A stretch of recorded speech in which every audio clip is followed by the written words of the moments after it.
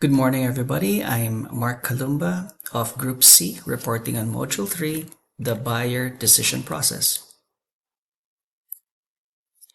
Just a quick recap of the previous reported section. We discussed about the concept of marketing and defining the market. On this module, we will focus on the buyer's decision process. That would include subsections on need arousal, information search, the customer's evaluation behavior, the customer's purchase decision, and the customer's post-purchase feelings. It's quite an interesting topic for me because I've done telemarketing in the past as a sales representative in the BPO business, and I will share with you some personal experience of mine in this report. So let's start off with the process, the buyer's decision process itself.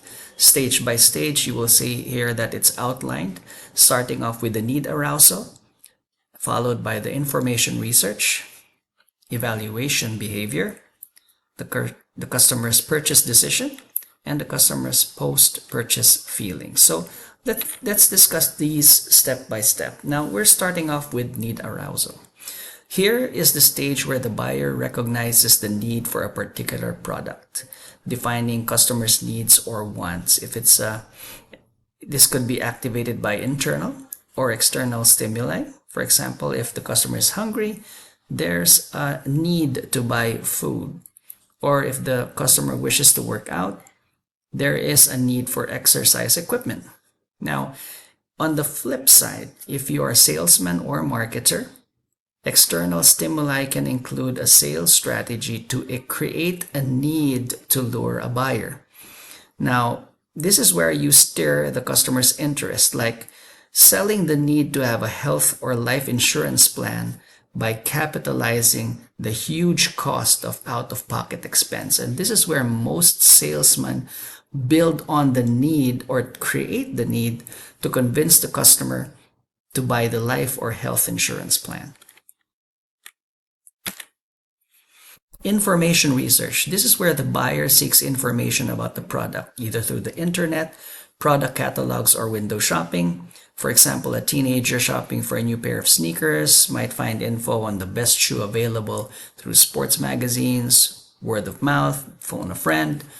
And also this is where, the customer researches where to buy and where the best possible promotions are. Modern day consumers capitalize on the power of the internet. So basic marketing would no longer work in today's generation. So most companies or producers or manufacturers or salesmen or businessmen build a brand, market the benefits, and outline the details with all information available, so the customer can purchase with the best information at hand. So right now, the more detail, the better for the customers to evaluate your product. Some go to the extent of comparing product by product, brand after brand, to come up with the right decision. The next step is evaluation behavior. Here is where the customer compares and contrasts each product to purchase. This is where the decision making is happening.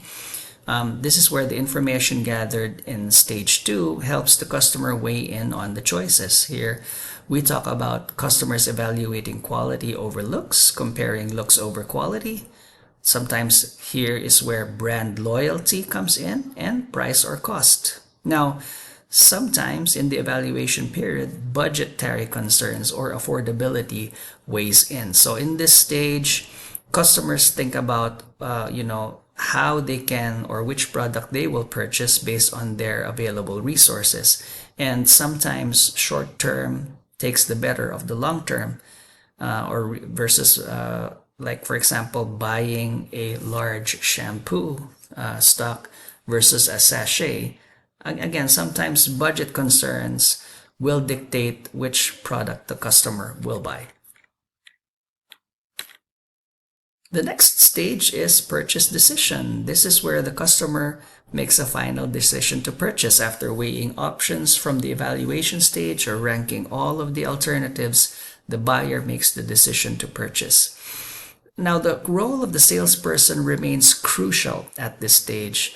My personal experience also is if on the final stage that the customer is actually making the purchase, sometimes a customer may get turned off by the attitude of the salesperson on the last minute. So it's always important for the salesperson to maintain professionalism or a happy disposition to sell the customer and the product. Now, the sales or marketing process does not end with the actual purchase alone.